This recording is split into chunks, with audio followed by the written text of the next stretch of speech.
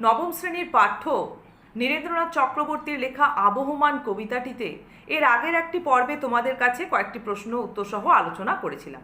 আজকে দেখো বেশ কতগুলি প্রশ্ন আলোচনা করছি, আশা করছি এরপরে কিন্তু তোমাদের এই কবিতার আর কোথাও কোনো সমস্যা তোমরা পাবে না।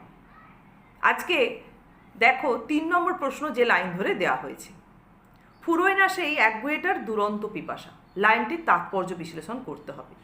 3 নাম্বার রয়েছে।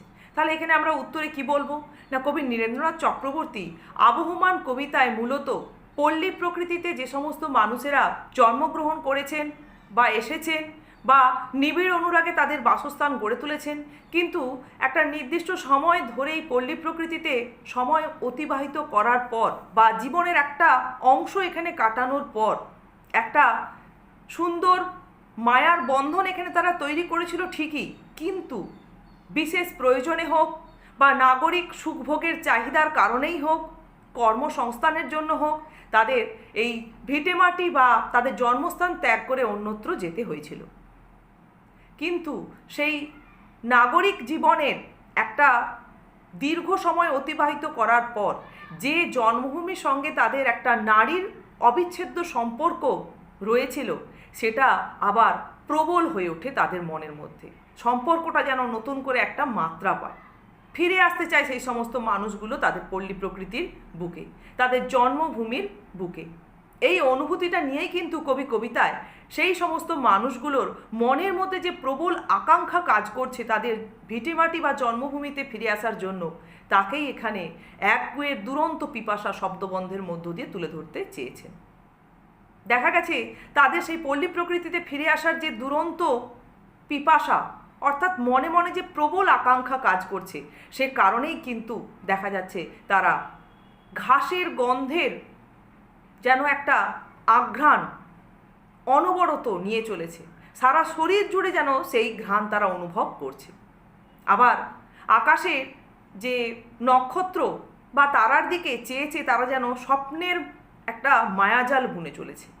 যতক্ষণ না তাদের মনের মধ্যে এই আকাঙ্ক্ষা পূর্ণতা প্রাপ্ত হচ্ছে, অর্থাৎ তারা পল্লী প্রকৃতির বুকে ফিরে আসতে পারছে, ততক্ষণ পর্যন্ত তাদের মনের মধ্যে এই দুরন্ত পিপাসাটা একগুঁয়েভাবে কাজ করে যাচ্ছে। মানে একটা জেদ বশত যেন এই পিপাসাটা ক্রমশ প্রবল মাত্রা পেতেই আছে। তাহলে এটাই হচ্ছে এই লাইনের তাৎপর্য বিশ্লেষণ।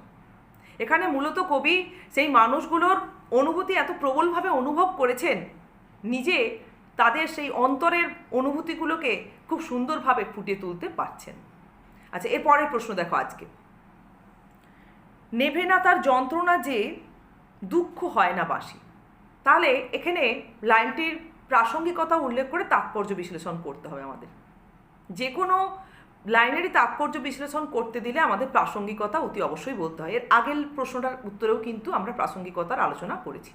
তাই এখানেও ঠিক একইভাবে বলবো যে কবি নীরেন্দ্রনাথ চক্রবর্তী সেই পল্লী প্রকৃতির বুকে জন্মানো বা একটা নির্দিষ্ট সময় অতিবাহিত করা মানুষগুলো, যারা তাদের একটা নিবিড় অনুরাগে বাসস্থান এই পল্লী প্রকৃতির বুকে গড়ে তুলেছিলেন, সেই মানুষগুলোই আবার দেখা গেছে যে তাদের কর্মসংস্থান বা নাগরিক সুখভোগের চাহিদার কারণে বা যে কোনো বিশেষ প্রয়োজনেই হোক, তাদের সেই পল্লী প্রকৃতির বাসস্থান ত্যাগ করেছেন।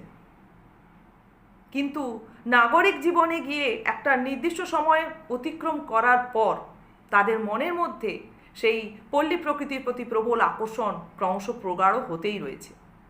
কিন্তু এই আকাঙ্ক্ষা বা এই ইচ্ছা বা এই আকর্ষণ প্রবল হলেও তাকে চট করে বাস্তবে রূপ দেওয়া সকল মানুষের পক্ষে কিন্তু সম্ভবপর হয়ে ওঠে না।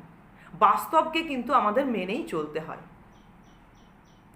সেক্ষেত্রে দেখা গেছে যে সেই মানুষগুলোর মনের মধ্যে একটা বাস্তবকে নিয়ে থাকলেও মনের মধ্যে সর্বদা একটা দুরন্ত পিপাসা, যেটা আমরা আগের স্তবকে পেয়েছিলাম, দুরন্ত পিপাসা কাজ করে চলেছে। সেই দুরন্ত পিপাসা যতক্ষণ না পূর্ণতা প্রাপ্তি পাচ্ছে, ততক্ষণ পর্যন্ত কিন্তু একটা যন্ত্রণা বা বেদনা তাদের মনের মধ্যে অনুভূত হয়ে চলেছে। যে কারণেই এই যন্ত্রণা বা বেদনার যেহেতু শেষ নেই, তাই এখানে কবি কবিতায় উল্লেখ করছেন যে দুঃখ যন্ত্রণা কখনো শেষ নেই আর তা কখনো বাসি হয় না, পুরনো হয় না। সেই সমস্ত মানুষগুলোর মনের মধ্যে দুঃখ যন্ত্রণা, পল্লী প্রকৃতিতে না ফিরে আসতে পারার কষ্টটা ক্রমশ প্রগাঢ় রূপ লাভ করতেই থাকে। কিন্তু দেখা গেছে যে অপর ক্ষেত্রে প্রকৃতির মধ্যে এর কোনোভাবেই প্রভাব নেই।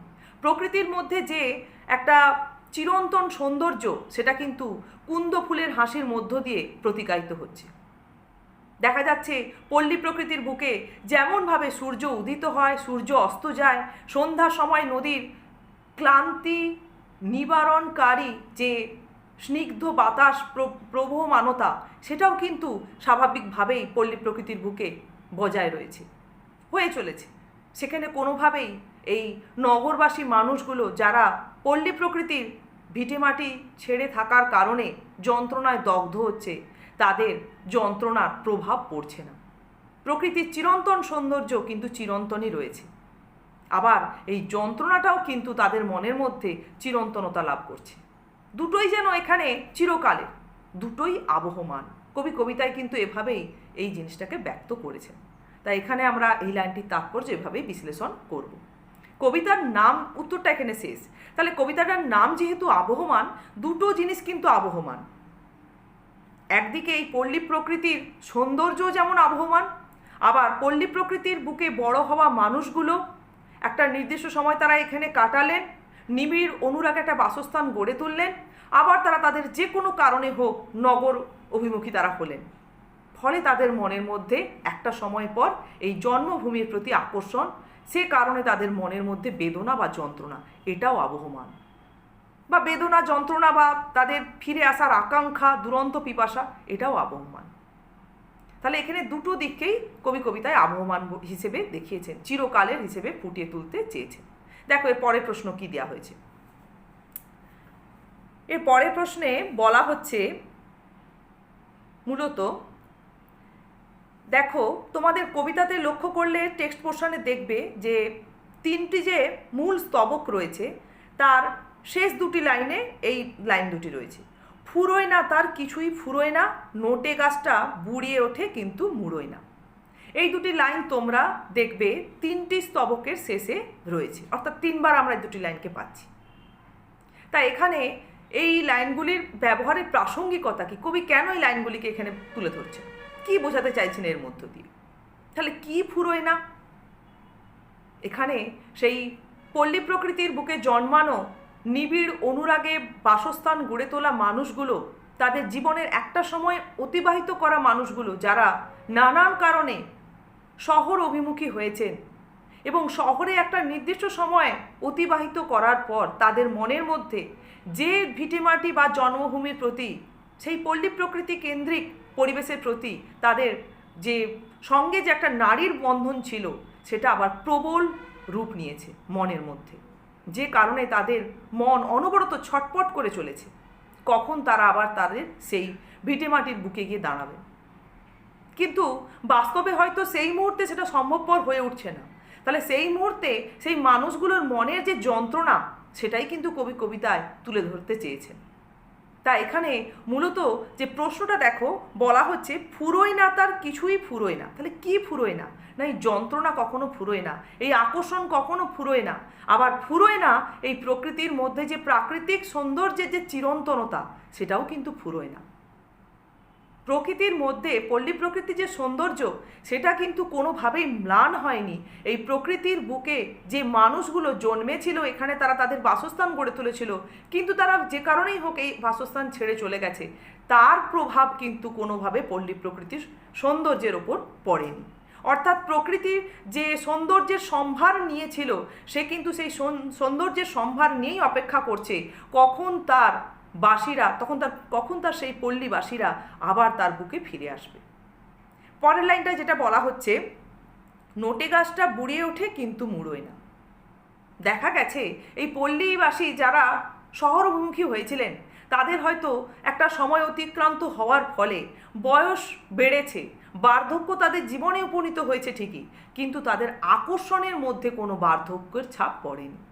হয়তো এই আকর্ষণটা মাঝখানে কিছুটা সময়ের জন্য কিছুটা ম্লান হয়েছিল তাদের মনের মধ্যে, কিন্তু সেই আকর্ষণটাই আবার প্রবল রূপ বা পূর্বরূপের, মানে পূর্বে যে আকর্ষণটা নিবিড় অনুরাগে তারা যে বাসস্থানটা পল্লী প্রকৃতির বুকে গড়ে তুলেছিলেন, সেই আকর্ষণটা আবার দ্বিগুণ বা তিনগুণ প্রগাঢ়তা লাভ করেছে এই সময়ের অতিক্রম হওয়ার পর।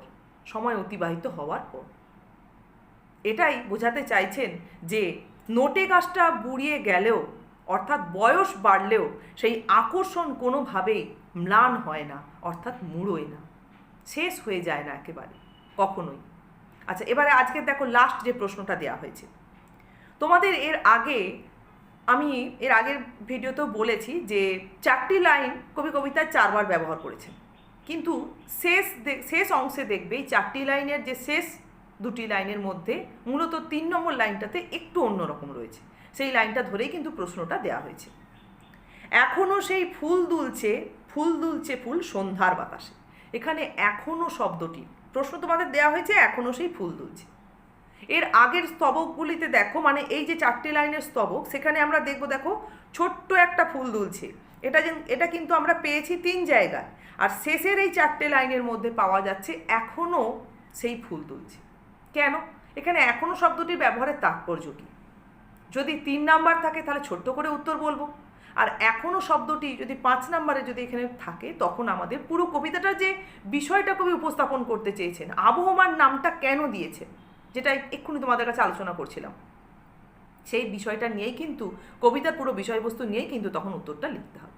তাহলে একদম আমরা 3 নম্বরের উপযোগী বলবো যে এখনও শব্দটির মধ্য দিয়ে কবি কী বোঝাতে চাইছেন, যে পল্লী প্রকৃতিতে যে মানুষগুলি জন্মেছিলেন নিবিড় অনুরাগে তাদের একটা বাসস্থান গড়ে তুলেছিলেন, এই বাসস্থান তারা শৈশব কৈশোর অতিবাহিত করেছেন, তাদের এখানে একটা ভালোবাসা ভালো লাগার প্রেক্ষাপট বা ক্ষেত্র তৈরি হয়েছিল, এই জায়গাটার সঙ্গে তাদের একটা নারীর সম্পর্ক তারা অনুভব করতেন, কিন্তু যে কোনো কারণেই হোক তারা এই স্থান ত্যাগ করতে বাধ্য হয়েছেন, শহরবাসী হতে বাধ্য হয়েছেন, নগর অভিমুখী হয়তো হয়েছেন, যে কোনো কারণেই হোক।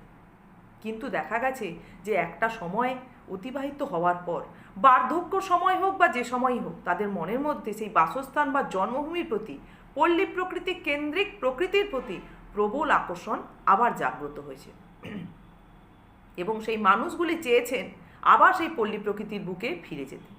কবি সেই অনুভূতি অনুভব করেই কিন্তু এই কবিতা রচনা করছেন তাদেরকে নিয়ে। সে কারণেই কবি তাদের মনে সেই আকাঙ্ক্ষা বা আকর্ষণটা যে মিথ্যে নয় বা সেটাও যে বাস্তব, এটা তাদের মনের যে এই ভাবনাটা কোনোভাবে ভুল নয়, এটা বোঝানোর জন্যই কিন্তু এই লাইনের উপস্থাপনা। এবং তারা যদি ফিরে আসেন, তারা যে পল্লী প্রকৃতিকে ছেড়ে গিয়েছিলেন, সেই পল্লী প্রকৃতির যে অফুরন্ত সৌন্দর্য, তা কিন্তু প্রাকৃতিক এবং তা কিন্তু চিরন্তন। তার কিন্তু সেই সৌন্দর্যের মধ্যে কিন্তু কোনো রকম বার্ধক্য বা কোনো রকমের পুরাতনের ছাপ নেই। এখনও পর্যন্ত দেখা যাবে যে পল্লী প্রকৃতি তারা ফিরে এলে যে অবস্থায় তারা ছেড়ে গেছিলেন, সেই সৌন্দর্যের সম্ভার নিয়েই কিন্তু পল্লী প্রকৃতি অপেক্ষামান অবস্থায় রয়েছে। যে কারণেই কিন্তু এই লাইনে এখানে এখনও শব্দের উপস্থাপনা। তাহলে এভাবেই আমরা 3 নম্বরের প্রশ্নের উত্তর দেব। আর যদি এটা 5 নাম্বার থাকে, তখন আমাদের এই 3টে স্তবক, যে মূল 3টে স্তবক ধরে বিষয়বস্তুগুলো, মানে তাদের নিবিড় অনুরাগে বাসস্থান গড়ে তোলার বিষয়টি, এরপর তাদের মনের মধ্যে যে একটা দুরন্ত পিপাসা কাজ করছে, এবং দুরন্ত পিপাসা বশত তারা কি করছেন, আর এই দুরন্ত পিপাসা যে কখনোই তাদের মনের মধ্যে ম্লান হচ্ছে না, সেটা একটা বেদনা বা যন্ত্রণা স্বরূপ কাজ করছে। এই বেদনা বা যন্ত্রণা যেন কবি অনুভব করছেন যে পল্লী প্রকৃতির মধ্যেও অনুভূত হচ্ছে। পল্লী প্রকৃতির মধ্যেও তো একটা শূন্যতা কাজ করছে, যে তার পল্লীবাসীরা তাকে ছেড়ে চলে গেছে, তা পল্লী প্রকৃতি যেন অপেক্ষমান অবস্থায় রয়েছে কখন তার সেই সজীব সত্তাগুলো ফিরে আসবে। কিন্তু পল্লী প্রকৃতির বুকে যে প্রাকৃতিক সৌন্দর্যের সম্ভার, তার মধ্যে কিন্তু কোনোভাবে কোনো বার্ধক্যের ছাপ নেই। সে কিন্তু তার সম্ভার সাজিয়ে নিয়ে অনবরত অপেক্ষমান অবস্থায় রয়েছে তার পল্লীবাসীদের জন্য। সেটাই বোঝাতে গিয়ে কিন্তু এখনও শব্দের উপস্থাপনা, অর্থাৎ এখনও পর্যন্ত প্রকৃতির বুকে অফুরন্ত সৌন্দর্য বর্তমান রয়েছে তার পল্লীবাসীদের জন্য। তাহলে এভাবে আমরা এই প্রশ্ন উত্তরগুলো যদি তৈরি করি, দেখবে তোমাদের সেকেন্ড সামেটিভ পরীক্ষায় আশা করছি এই কবিতার উপর থেকে আর কোনো সমস্যা তোমাদের থাকবে না। আজকে এগুলোই তোমরা অনুশীলন করো।